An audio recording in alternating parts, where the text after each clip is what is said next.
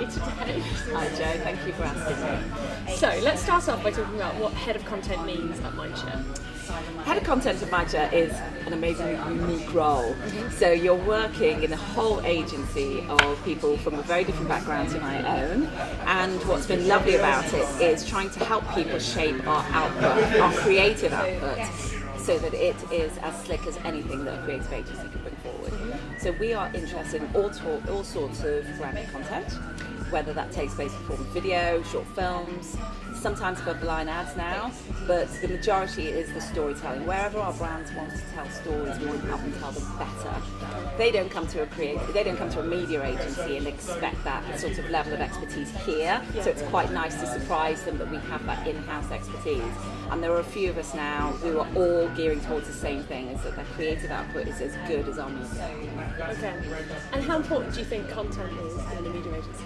It's really important, and it still feels like a bit of a privilege in the sense that as a media agency it's so different. We have sight of so many different platforms and what they do, why they do what they do, and the audiences that we're trying to reach, why they go to those places.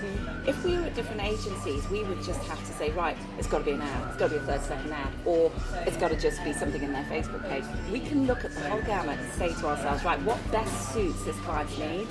And I love that with that media agency knowledge in your background, in your back pocket literally, you can then say, actually, based on that, we're going to suggest this approach. And that feels a safer route for the client to take, because they know you've done all your homework and all the background search, but B, you can back it up at every stage along the way. And I just don't feel that some of my friends and colleagues who work at other agencies that are non-media have that sight that we have. And I think, if anything, we just need to keep exploiting it more. So, for example, you could be doing a podcast one minute, you could be doing a mockumentary series the next, you could be helping launch a book the next minute, or you could be doing something that's going to take part in something to do with movies or something to do with TV. Anything is yours for the taking if you can be convincing enough that it's needed by that client. Okay. So is that the big difference then between advertising and content? With content you've got so much more freedom to create anything? Yes, and I think that advertising, as much as we love it and as much as everybody grows up being slightly obsessed with it, has one mission and one mission only. And I think what we have to offer the client is sometimes much more complex, but it appeals to the fact that we're addressing each of their needs. So you could have an ad go out in the middle of X Factor, and sure, it will target who it needs to target, but the fact remains that we're more pointed, and we can say, actually, we're going to reach them based on their hobbies, that we've got the background research and the stats to back it up. So I think, and not to say that ads are old-fashioned, but we just feel a little bit more nimble in how we can be. Okay, good.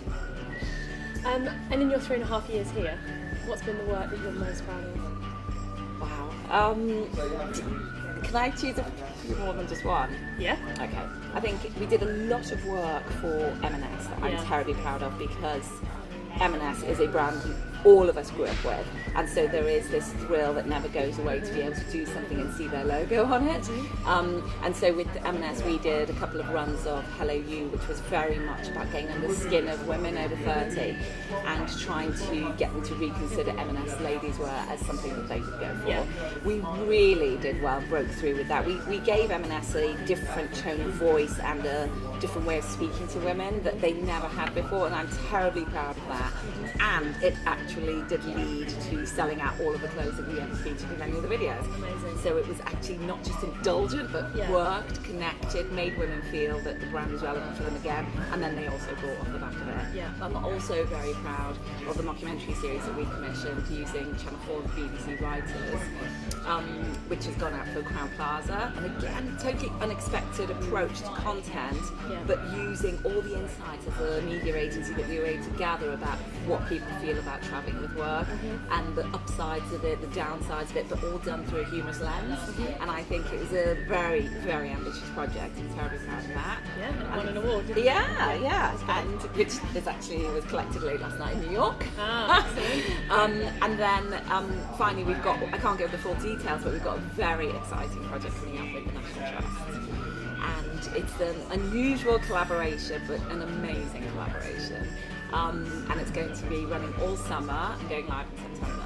But there's a couple of contracts outstanding, so I can't say too much more. Okay. But it's really great. When you look at it, you go, wow, I can't believe they're doing that. And I think That was our What mission all month along. is it due to launch? September. Perfect. So we'll feature that in the newsletter, Okay. so everyone can watch out for that. Do.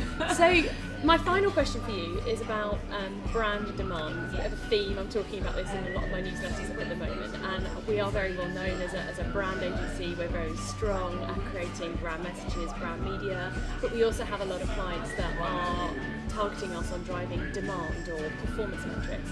And you've started to answer my question a bit actually already with the Hello You example, so showing how the creation of that content can actually drive sales, whether it was the intention at the start or a great result is the bit we need to understand more. But what I'm interested in knowing from your point of view is there a difference in designing content that needs to deliver an action straight away, needs to designing content that might change people's opinion or point of view or consideration of a brand?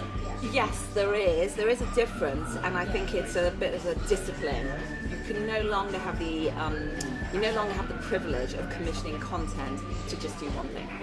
A brand will love it if you say to them, "Oh, we're going to tell you stories in a different way. We're going to do this." They'll go, "Yeah." You're still going to sell stuff because it's still a need. It is always a need, and so when you are creating content, for example, the Hello You, we are aware that we are picking their hero standout pieces of clothing that say what they want to say about themselves, and it gives the brand the opportunity not just to showcase that, but then to take a step back and say, but first and foremost, we're here to tell you a different story. But in the background, what we've always thought about is, how does the brand look? Will people want it? Will women actually want to then go and purchase it? But we're not going to be saying available now, swipe up right now. We're not doing any of those things, but what we are doing is making sure that they are front and centre and people can see them. So I think when commissioning content, you always have to be thinking these days, I've got this person's attention and I may never get it again. How do I use it wisely? How do I use it richly? And so that is always there. So I think everything we commission these days has 2 layers. And you can never have that luxury again of just commissioning something to tell a story. It's got to tell a story, but lay the groundwork for what you want someone to do with it. And that's one of the first questions I ask on a creative brief to any client is, what do you want somebody to do when they have finished watching this video? And if they can't answer that question, they're usually not quite ready yet to sign the dotted line for what the video should be, because you know inevitably if they don't, later on they'll go, oh, by the way, can we just add this and add that? That's not what you want, so ideally you should always demand that we are clear on our ambition. Okay. Great advice, thank you, Amina. I think we're really lucky to have people like you and Becky at the agencies. I think it really adds a different dynamic to being just a media agency. So thank you for coming on today. No, thank you.